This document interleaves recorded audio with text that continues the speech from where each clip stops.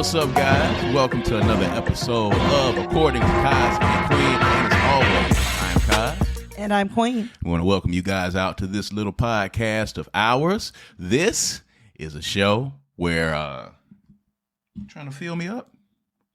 And? Okay. All right. That's how we're going to get started. We're going to get started right off with a little bit of filling up on this podcast. That's what we do. All right. But of course, we want to welcome you guys out to this little podcast of ours. These are conversations that happen between a husband and wife in the privacy of our own home. We bring these conversations to you on a public forum for you to laugh, for you to be introspective. But most of all, we want you guys to open up the lines of communication and conversation between men and women, husbands and wives, friends and lovers, friends and enemies, and all that good stuff, man. So we appreciate all of you, everybody. So we appreciate all of you who have continued to join us on this journey of ours and have contributed to these conversations when you've seen us out and have been leaving comments. We appreciate it. Those of us, here on these sides of the microphones always appreciate any of the support that we get. Of course, we are inching closer to 1,000 subscribers. We're almost there. So please, we are trying to monetize this channel, y'all. Y'all make sure that y'all go and like and subscribe and turn on the notifications to the YouTube page. All right. Make sure you do that. Make sure you go. If you are listening to us right now, of course, is youtube.com/Brad Kamikaze Franklin. All right. youtube.com/Brad Kamikaze Franklin. If you're watching us on YouTube, you already know the drill. Boom. Right there. Make sure you go there. Make sure you like and subscribe to that YouTube page, youtube.com/Brad Kamikaze Franklin. Check out all of the great content that's there. We're inching our way closer and closer to 1,000 subscribers. And if you want to listen to us, of course, you can hear us on all streaming services, Spotify, Apple Music, Google Podcasts, all of them, wherever you stream your podcast. And of course, you can check us out on Black with No Chaser Radio. So make sure that you download the BWNC Radio app. That's the BWNC Radio app. Make sure you download that in the Google Play Store or in the iTunes store. Check us out. It's a lot of great podcasts on that channel, a lot of great music, a lot of great independent music on that channel. So shouts out to everybody over at Black with No Chaser, and I appreciate the support from you guys as well. And as always, this is brought to you by the Kundi Collective. All right. Designs for any state of mind. If you want to express your blackness, we got it for you. I got one of the t-shirts on right here. This is another version of Little Africa. All right. Because Mississippi is the cradle of civilization for black folk in this country. And that's what we're representing with Kundi Collective. All right. www.kundicollective.com. www.kundicollective.com. Go there and get a t-shirt, man. Get a t-shirt. If you want to get a jump on the fall, you can get a hoodie. We'll be having those at reduced prices since it's really, really hot. And perfect for the upcoming Juneteenth. Yes, perfect for Juneteenth. As a matter of fact, make sure you do that. We'll be celebrating Juneteenth on Saturday, June the 17th. Juneteenth on Farish in Jackson, Mississippi. Celebrating culture and celebrating our freedom.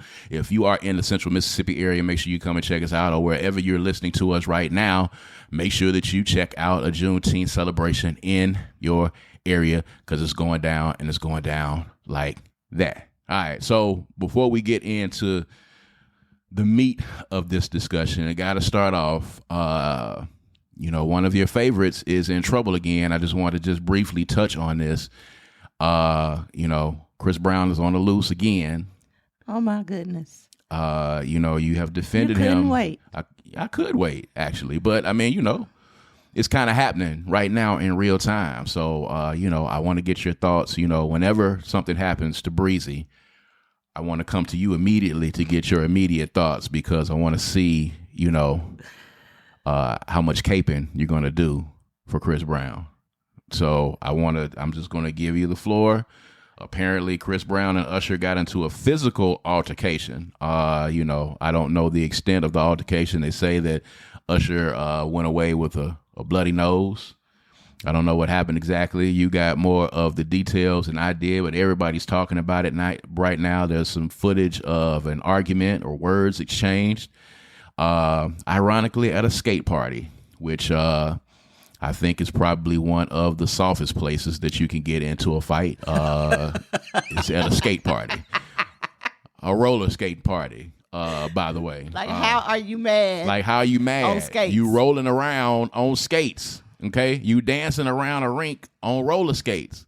What you mad at? I don't understand it. But there was a little bit of backstory to it, I guess. But I'm just going to give you the floor before we get into the crux of the conversation. So what you going to do with your I boy? don't have enough information, but I will say that, until I reserve the right to hold my opinion at this point. But I can't imagine what one would have to do or be thinking to be upset with Usher. Like, I don't know how that could probably. And from what I've read, this was a surprise party that Usher was throwing for Chris Brown. Yes. And Chris said something inappropriate. He was intoxicated. It's his birthday. So he was kicking it. Mm-hmm. So he was intoxicated and he said something inappropriate to Tiana Taylor. And I think that Usher may have tried to diffuse the situation. Mm-hmm. And you know how it is when you crunk and you mad and you in party mode and somebody try to say something to you out the way. I'm sure that that's what it was. What I'm hopeful for is that Chris takes ownership of overreacting. I think if he does that, it could be squashed real quick. If Usher is cool enough with him to throw him a party in Vegas on his birthday, then, maybe it was just some boy stuff that happens. Who knows?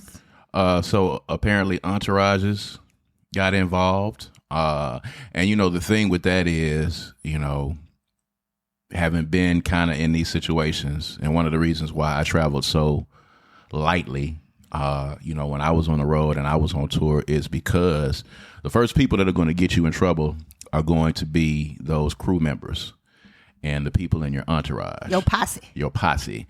They're literally always the first ones to jump up, of course, because they have to make sure that they keep their standing in said posse. So, of course, they're going to be the first ones to jump. And in most instances, without even really knowing what the situation is, I don't know, and we don't know, I guess, if Chris Brown and Usher actually exchanged blows themselves. We don't know if that happened or not. And if it didn't happen, then, I hold out hope that this will be resolved, between, these two superstars. Well, we do know that apparently or allegedly Chris Brown called Usher a coward and he left the club. Mm-hmm.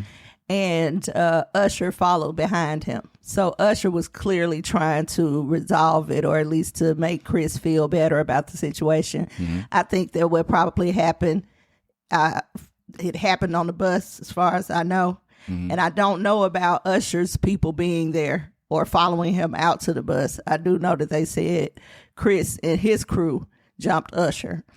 If it was more than one person, I mean, if Usher didn't have his people with him, then that's foul from the door, because Chris could have took him one-on-one if that was the case. We know Chris Brown has people. I've never really seen Usher with people.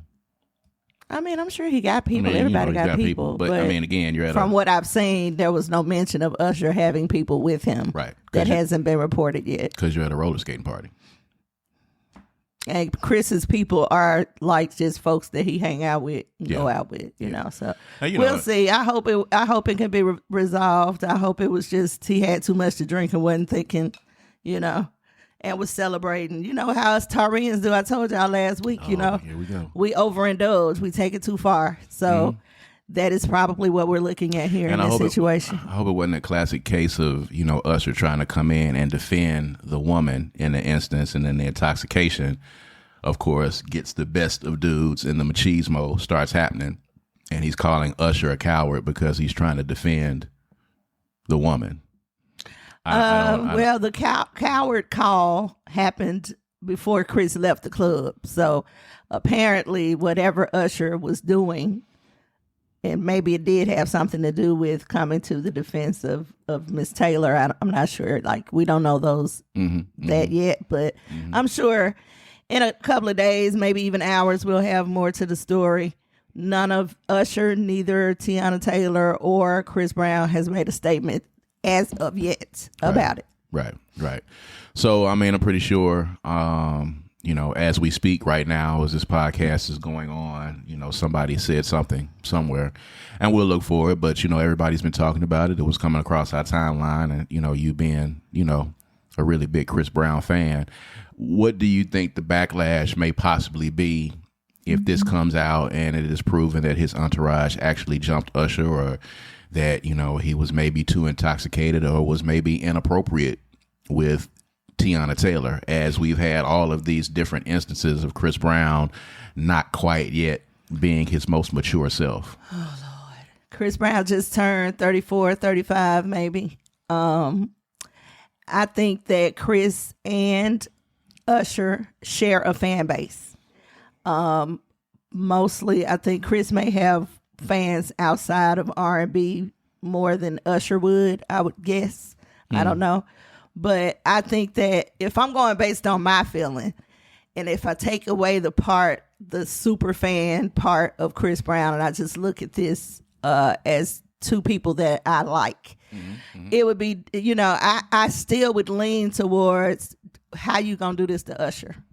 You know what I'm saying? Like, unless Usher back smacked him or something, or stiff armed him or muffed him in the face, something terribly disrespectful, I don't know how you do that to Usher, unless Usher is a different kind of Usher privately than who he is publicly.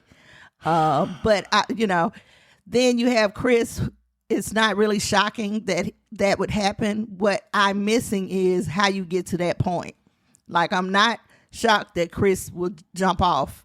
I am shocked of what must have happened between Usher leaving and following him to resolve the issue, and it turned into a brawl. Like, I don't know what happened there, so I can't really say. And I think most fans at this point are probably going to, unless it's a super duper Teyana Taylor involved type situation, like if Chris got really, really out of line with her, it's not going to be good for him. It's not. And at 34, 35 years old, baby, I'm starting to, wonder if there's not something else that needs to be done to get him to calm down. Because we can go with I'm in my 20s and I don't get it yet. I'm in my late 20s.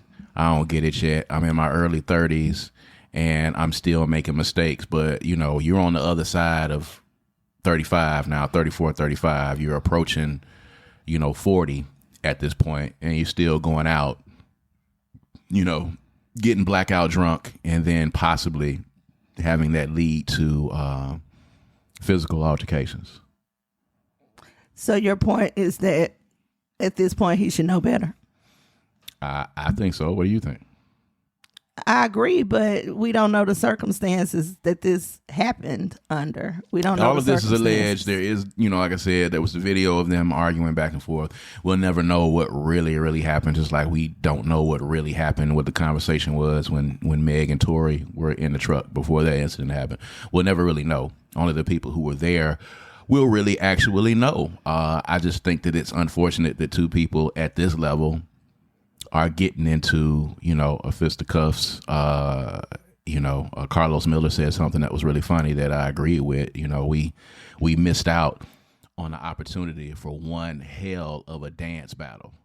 They should have danced it out. Lord, why they didn't dance it out? They went straight to the hands. That would have been dope. Well, that was Chris probably. Yeah, they went straight to the hands. Just imagine in the middle of the roller skating floor. You remember when we used to get in the middle of the floor? They wasn't in the middle of the floor. I mean, can you imagine them going to the middle of the floor, taking the skates off and having a dance battle? Yeah.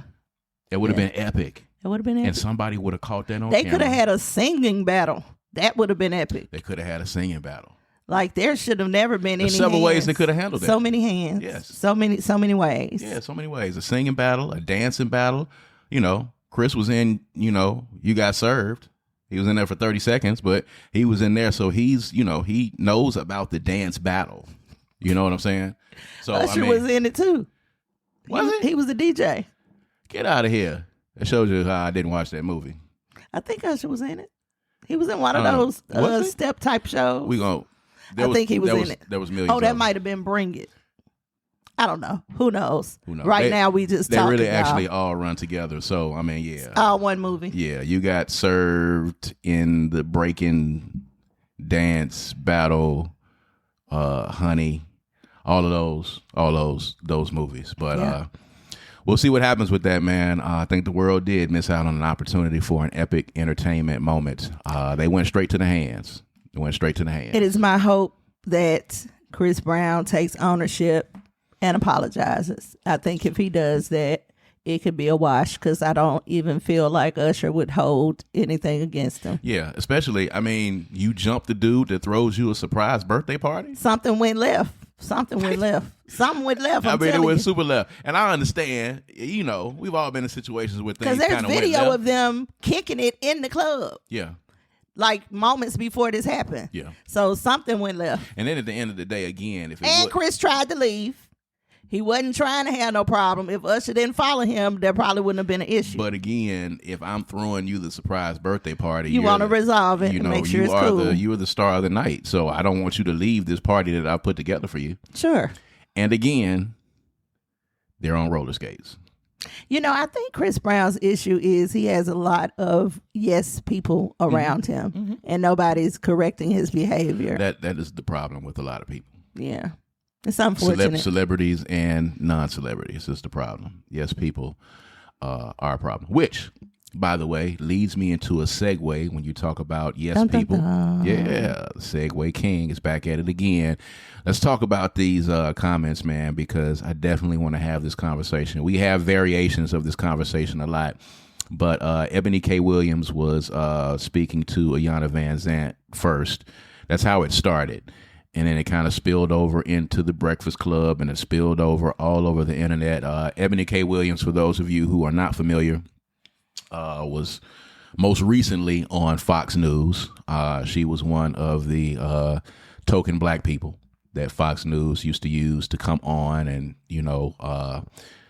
talk the, I call it the, what's the word that Bill Cosby, that we used to call it when Bill Cosby would talk about pulling your pants up and taking the earrings out of your ear, respectability. She's one of the black people who Fox News would bring on to spit the respectability politics to black people.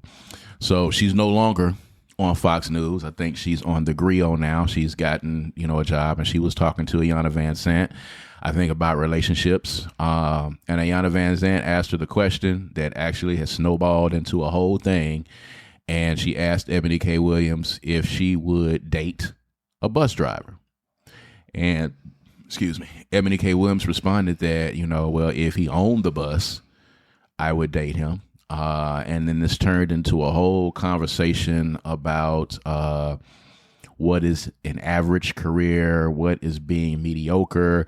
Are we not pushing our black men and our black people to be exceptional? Why are we pushing them to drive the bus? And it turned into a whole class conversation about blue collar workers versus white collar workers. And it really kind of got off the entire dating conversation, but it kind of speaks to that. And it turns out that Eboni K Williams' mother actually drove a bus. Which I found, pretty ironic. But she seems to think that driving a bus is a mediocre job, an average job, and she would not want to date someone who had a mediocre or average job. Now, point notwithstanding, I kind of understand what she was trying to say, of course, because she was a Fox correspondent at one point. It came out sounding like, white supremacist drivel to me, to a certain degree. Not to the highest level of drivel, but it had a twinge of the respectability politics in it about, wanting our kids and our black men and our black women to strive for more in the world, and for you to date and want to date someone that is striving for something more in the world. And then it kind of stumbled into the Breakfast Club, and her and Envy went back and forth, and he was really salty.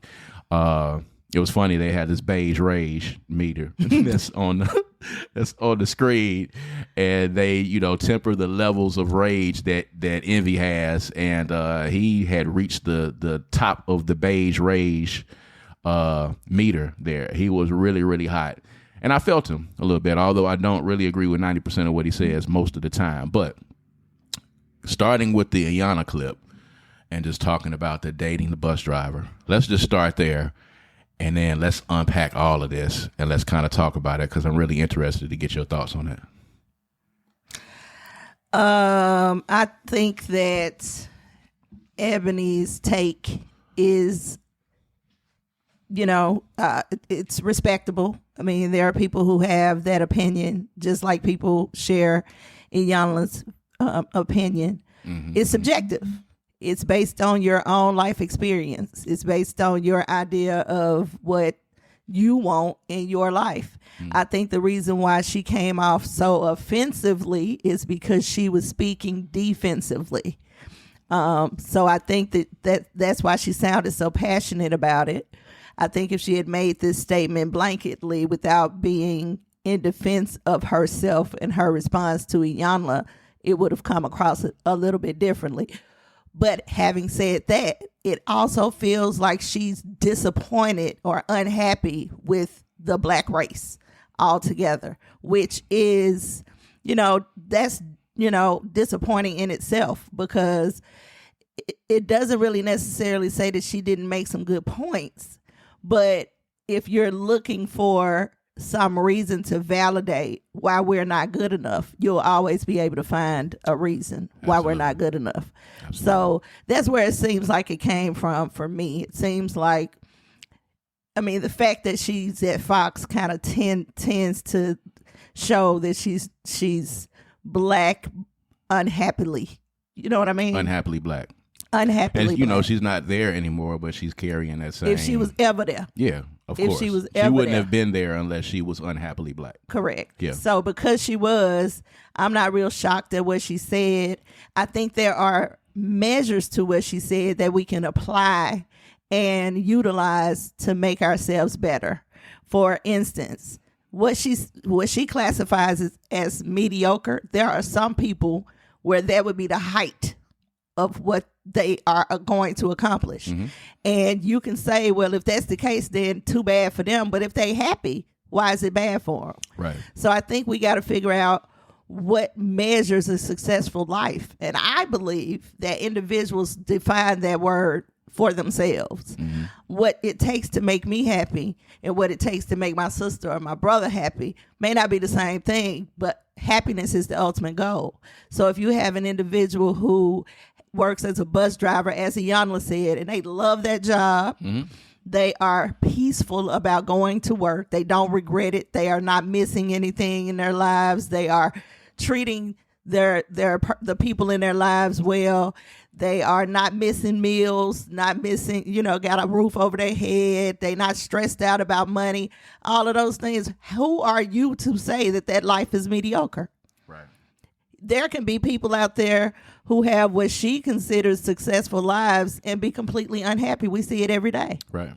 So it depends on your measurement of success and happiness. And thusly, that makes everything that she said gibberish, because that's what makes her happy. That's what her idea of success is. Right. That's not going to define everybody, though. Right. I think we have started equating money with happiness. Yeah. We have put a monetary, number. We put a monetary a monetary figure on what happiness is. And we look at people who drive trucks, or we look at people who drive buses, or we look at people who do construction, or we look at people who do what we perceive to be manual labor. We look at them as people who have either A, this is the best that they could do, or B, we look at it as people who are not striving to be their best selves, because we have put that monetary tag on what happiness is. And there are a lot of people,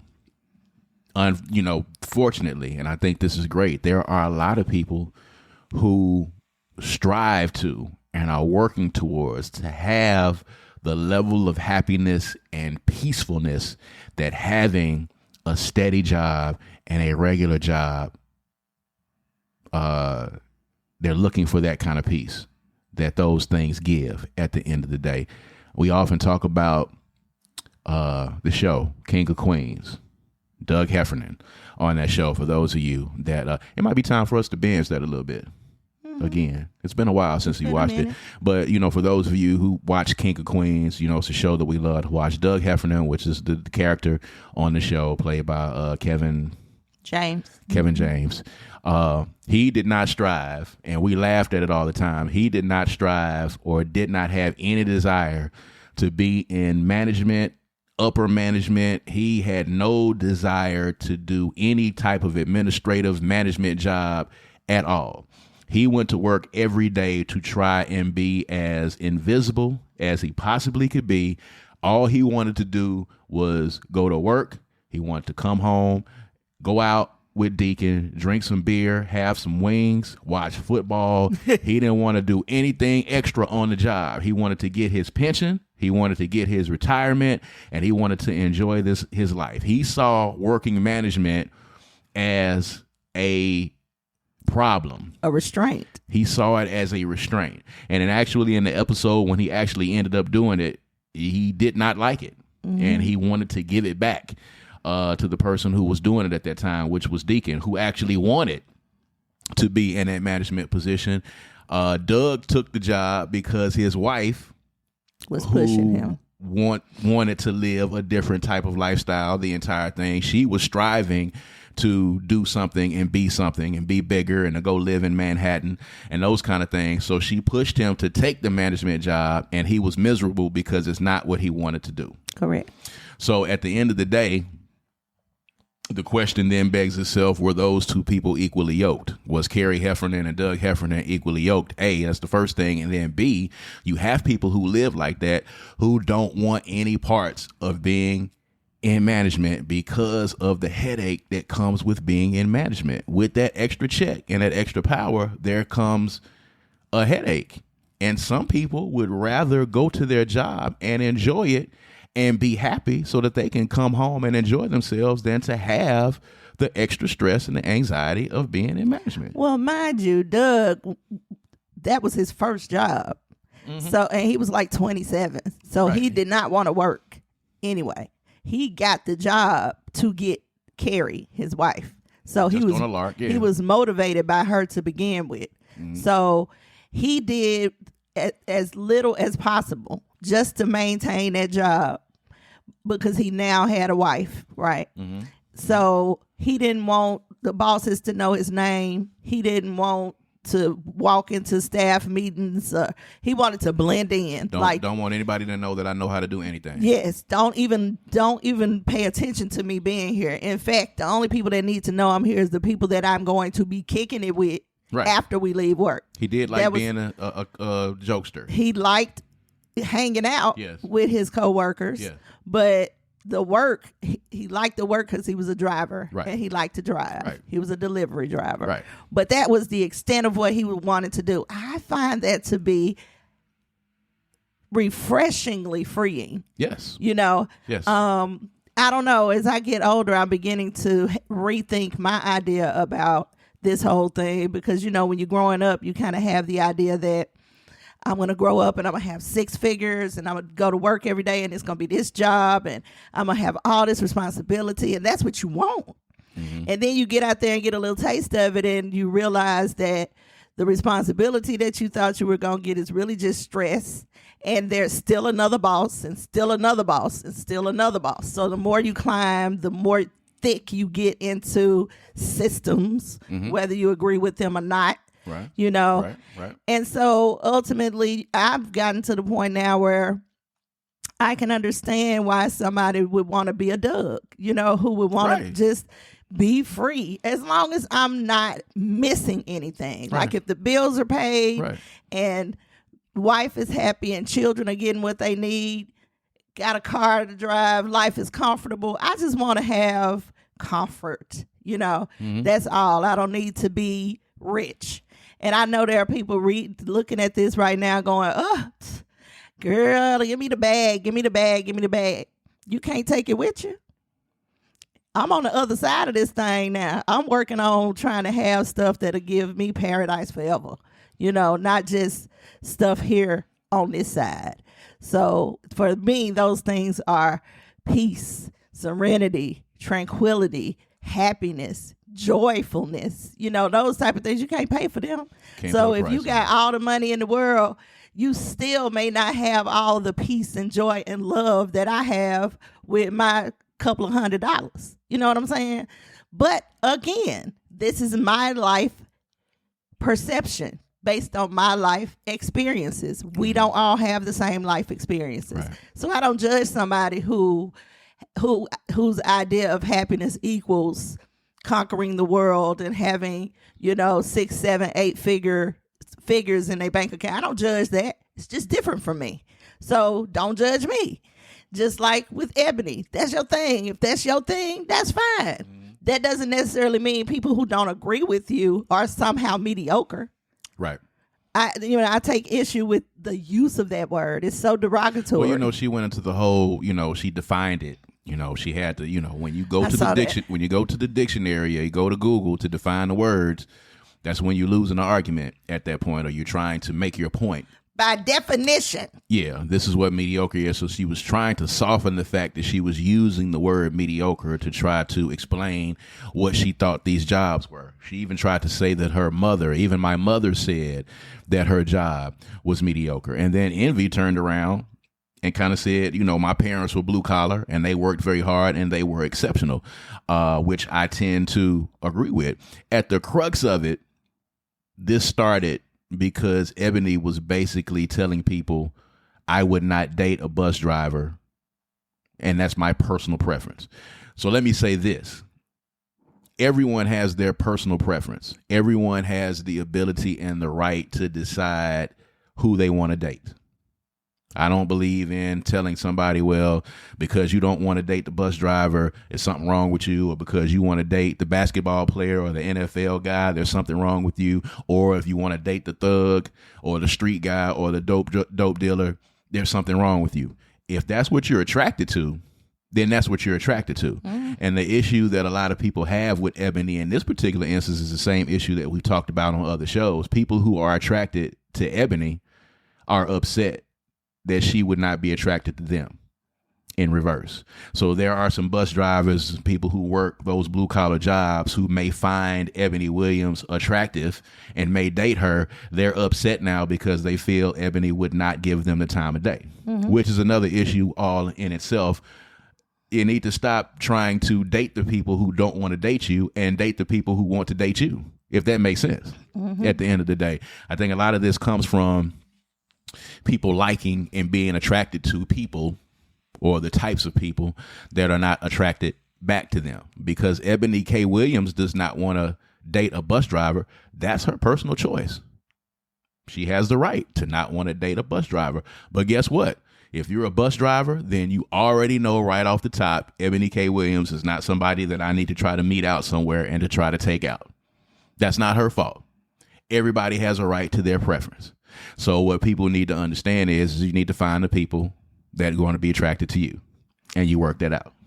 Well, I say this too. You got to also be very cautious when you put those I will and I won't on your dating stamps. I said after my last relationship that I would never date another musician, and I married one, and I'm going to be with him for the rest of my life.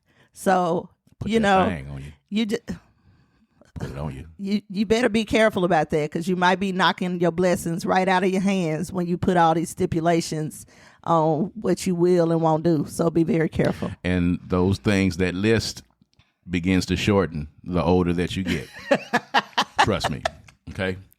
So, I was marveling the other day. I put a post up about the fact that, most of these excerpts that I see from these podcasts that I see on social media that have people all up in arms with these panels and these people talking about dating and talking about who, what men should do or what women should do, they're all from people who are in their 20s or their early 30s. They're all kids compared to us, by the way. And that's fine for 20-year-old, 20-somethings to have podcasts, and early 30s to have, because you're 20, you're 30, you want to hear from somebody in your age group.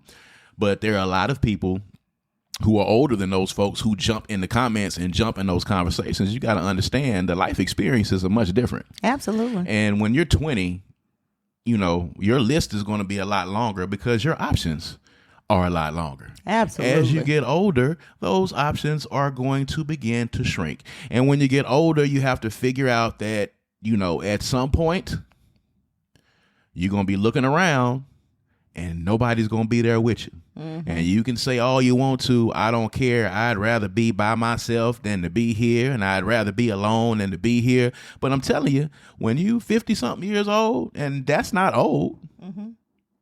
but when you get into your 50s and you realize that you have a lot less life ahead of you than you have behind mm-hmm. you, your thought process is going to be different on that. It's going to be much different. It should be. It should be different. You should have a different outlook on things, because you and I were talking about it, and I said, one of the reasons why, we have learned to communicate and we fight so vigorously to make sure that we stay on the same page.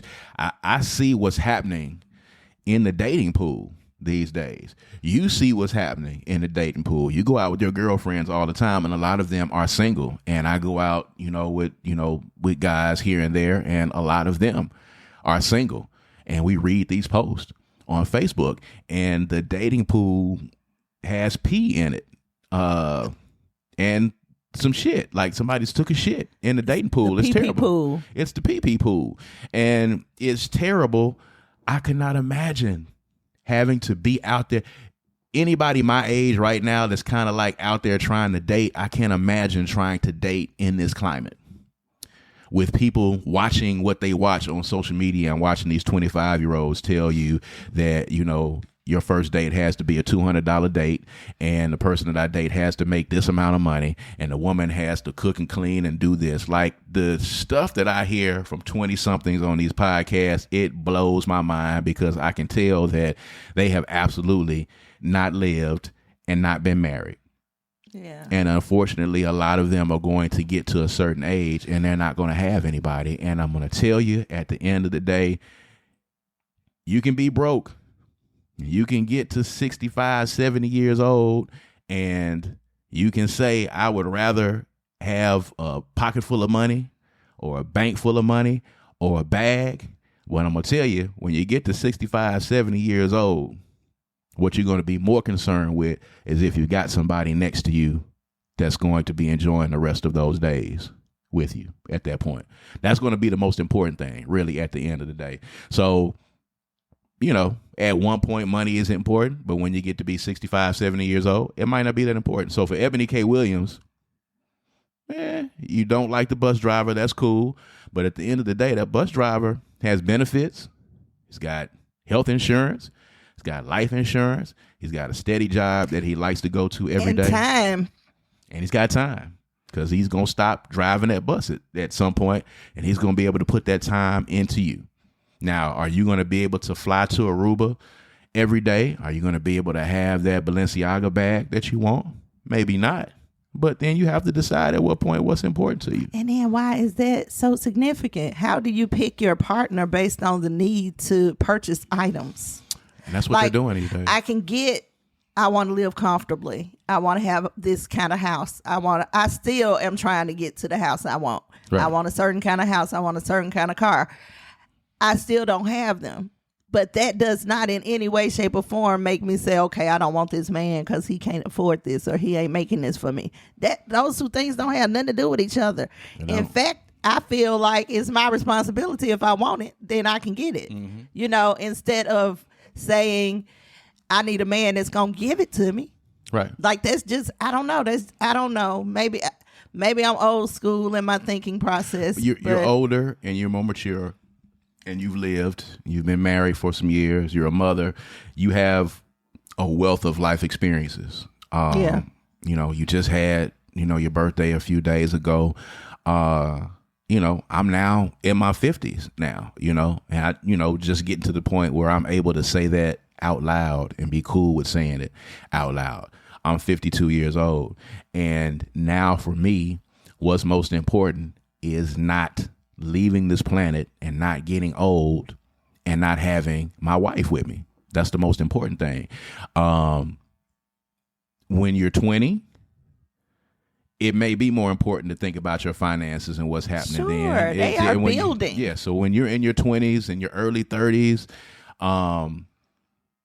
it's okay to be alone if you need to be. And here's the thing. There are some people in their 20s and their 30s that have not, come to the comfort of being alone. There are some people in their 20s and 30s who are dating continuously because they don't want to be alone and clinging to people that they shouldn't be with in their 20s and 30s. That is the time when you should be deciding and figuring out who you're going to be with. If there's any time where you can be alone and figure it out, those are the years where you can figure it out at that point. So if you're at that stage, absolutely 20, 30-year-olds, date different people, be alone if you need to, get that bag, travel, do all of that stuff.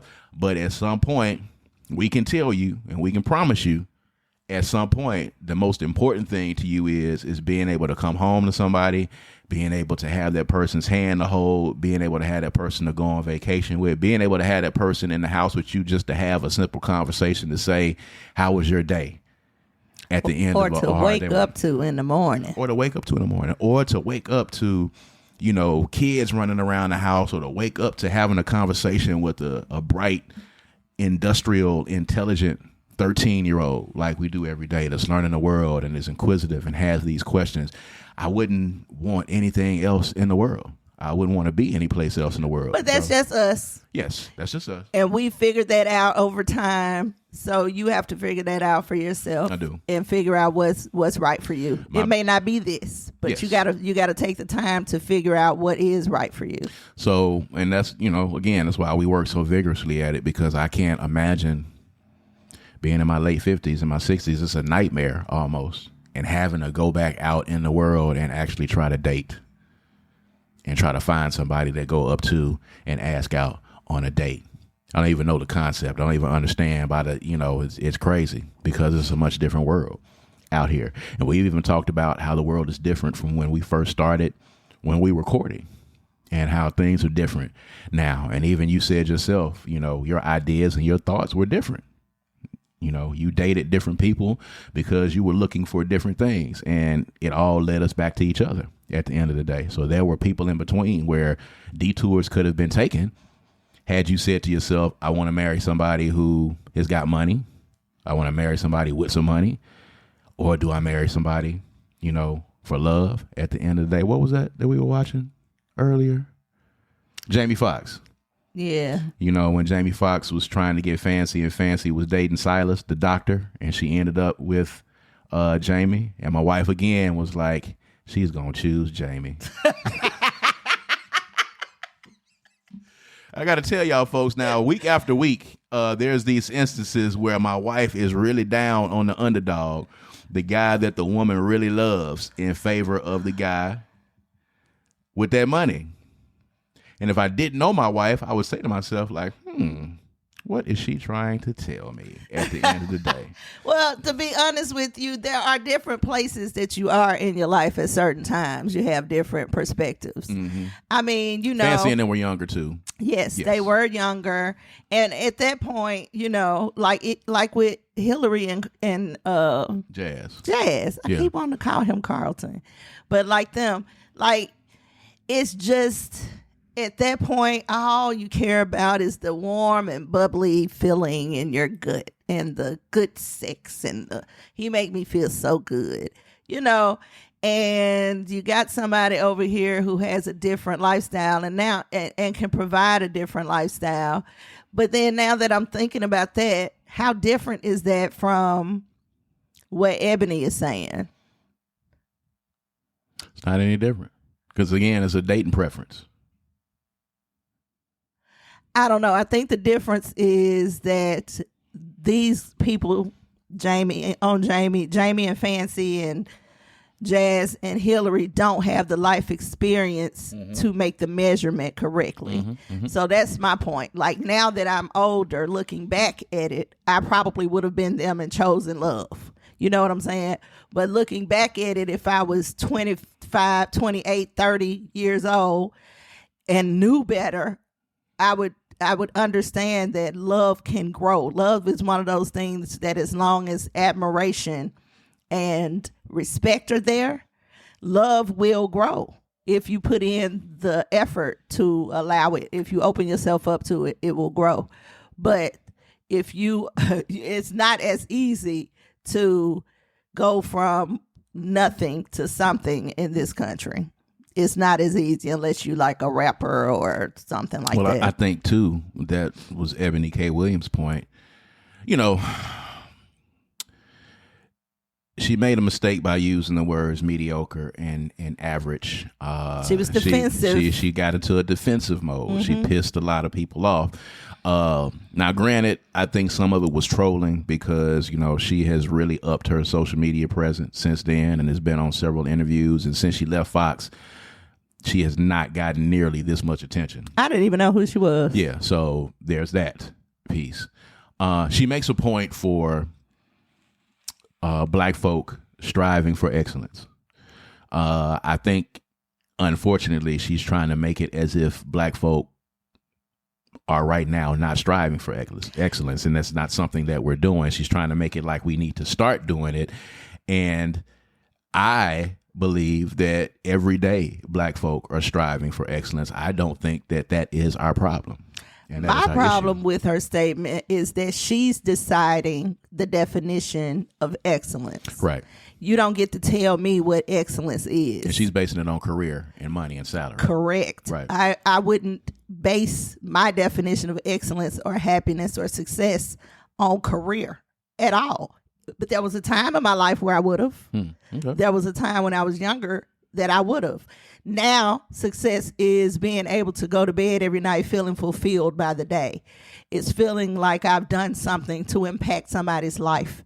Those are things that measure success for me. I wake up every day wanting to do something, say something, be something that at least one person will find impactful enough to think differently, be differently, act differently. That's what success is for me. And I do that in my home. I do that in my job. I do that with the people in the grocery store. Even if it's nothing but saying hello and smiling to somebody, I'm hopeful that they can go home and remember, she smiled at me. That was nice. That made me feel good. That, to me, is a successful life. There was a time, though, where success would have been measured by what I drove, where I lived, who I dated, you know, that type of thing. But it's just, you know, the life's journey. That's how we end up. And I pay attention. A lot of people are not paying attention to their journeys and kind of get lost in the shuffle. One might argue that that's what's happened to Miss Williams. And I would agree. You know, it's to each his own at the end of the day, and everybody's going to have their opinion on it. And there are a lot of people who jumped in and was like, okay, well, I can understand what she's saying. I can understand what she's saying again. You know, strive for excellence. You know, see, I don't know any situation where somebody is telling a kid that C's and D's are okay. You may feel like C's and D's. Oh, they are. You think so? Sure. If they was making F's, we'll take a C. Yes. Yes. The vast majority of people that I know, you get a C or a D, they understand that means mid-range. You may have a student who was an F student and a failing student, and this for them may be a huge jump up. That's basically an A. It's basically an A. Now, that's striving for excellence. You're striving towards excellence. You need a midway point that's there. You know, we talked about this. I was not allowed to bring C's and D's into my household. Wasn't. If I got a C in something, there was going to be a problem. Yeah, same. So, you know, I brought A's and B's home. I was an honor roll and a high honor roll student all the way up through college and graduating cum laude. Like, it was instilled in me that a C was unacceptable. So I was not striving for it. I was striving for at least a B until I got, of course, being terrible at math, like I am, college algebra. You know, I struggled and worked hard to get that D, because that D, ladies and gentlemen, was going to be the best that I was going to get in college algebra. It wasn't my thing. And I was a mass communications major, so that was the last, you know, college algebra was the last math I was going to have to take, you know, the spring semester of my freshman year. So I just need to get past this shit. All I need to do is just get this D. Let me get this D, and I don't have to see another damn algebraic equation again in my life. And I haven't, for that matter. So, you know, having a conversation with a 13-year-old who was already saying to me, Daddy, I'm not going to be using this when I grow up. And my response is, technically, ma'am, you're not. Maybe you will, maybe you won't.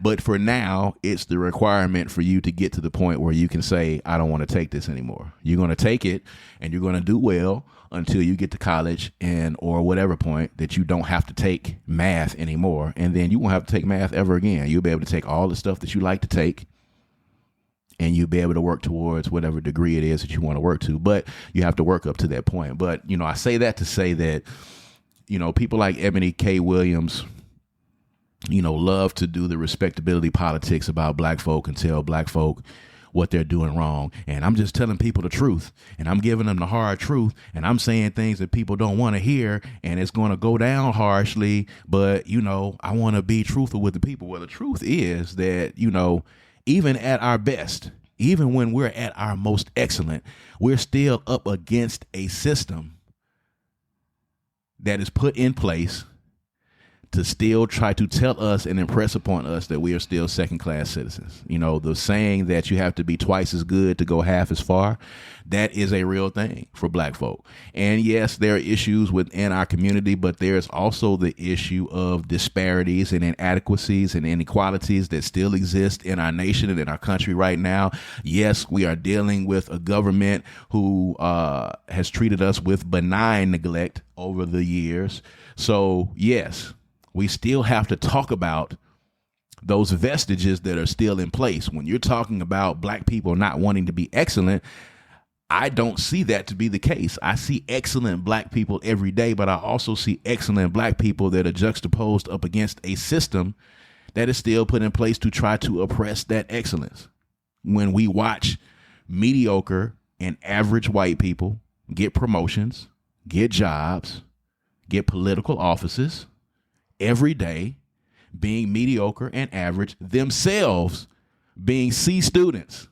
A lot of these political figures, a lot of these CEOs, a lot of these managers, themselves having been C students in school and achieving this level of success when they have jumped over someone who was an A or B student that was black, that excelled in school. And then you look at that and then you hear Eboni K Williams say, okay, well, black people, we're getting up every day trying to be mediocre. She offended a lot of people. And of course, she spent a lot of time trying to backtrack. So we know that this discussion will continue to go on. But at the end of the day, strive to be excellent in and of yourself as an individual first. And define excellence for yourself first. Yes. Then strive for it. And by your own definition. Yes. And don't let anybody shame you. There are plumbers out there that make a lot of money. There are welders out there that make a lot of money. As a matter of fact, there's sanitation workers that make a lot of money. And we know this in Jackson, Mississippi, because we just went through a garbage fight. So there are people out there that are making good money with good benefits that might not look like you want them to look. And they might not be wrapped up in the package that you want them to be wrapped up in, but they work very hard. And at the end of the day, you know what you want? You want somebody that's going to love you. Or maybe they're not motivated. Maybe you'll be the person that motivates them to strive for excellence. I'm sure there are people out there who are not doing the very best that they could do, who are settling for things, who may be lazy. Who knows? But that doesn't mean that they gonna always be that way, and it doesn't mean that they're not dateable. It just means that they haven't gotten there yet, possibly. Well, now there's the thing now, and women talk about this a lot, about the potential, the potential, and building the man, and helping him to get here and get there. Sometimes it's not the case.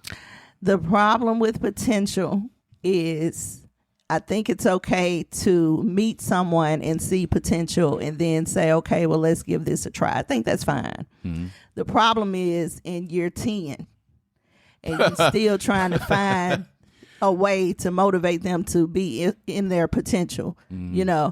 That becomes a problem, not potential at that point. What's the cutoff point? It's different for each individual. Mm-hmm. When a woman is with a man or a man with a woman, when you're in a relationship and you cannot find or you don't see any glimpses of him getting closer to the potential, that means that what you deemed as potential could have been incorrect. It could have been the peak. Maybe you saw something that he does not own. If he doesn't own that he has potential, there's nothing you can do to put it there. You know what I mean? Yeah. But if he knows that he has potential and you came into his life at a time where he's working to get towards it, or you got to be a motivating factor for him, you'll be able to see that clearly. You'll see the growth continuously get there. But if it ain't no growth in a year, 2 years, you ain't seeing nothing. Everything's still the same. There's no conversation, no plan, no savings, no nothing. That's not a potential, boo. That's a problem. Got to get out of there. Yeah. And it's okay to be alone for a while if that's the case.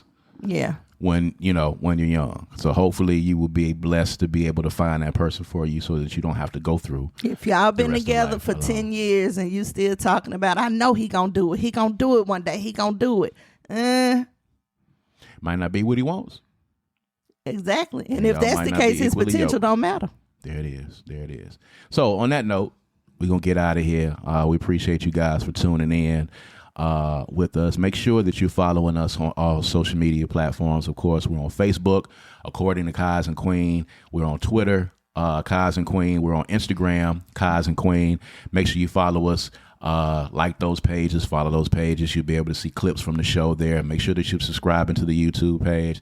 And if you got anything that you want to hear us talk about, just inbox us on one of those pages, DM us, or comment on YouTube or under the videos on our Facebook page as well. We welcome all critiques and suggestions and comments to all of the stuff that we talk about. These, again, are conversations that happen between a husband and wife in the privacy of our own home. We just bring to you guys. We just sitting up here just talking like we do. All right. So y'all make sure y'all continue to stick with us, man. We appreciate y'all for continuing to grow with us as we grow on this journey. So as always, I'm Kaz. And I'm Queen. We'll see you guys next time. All right. Peace out. Peace.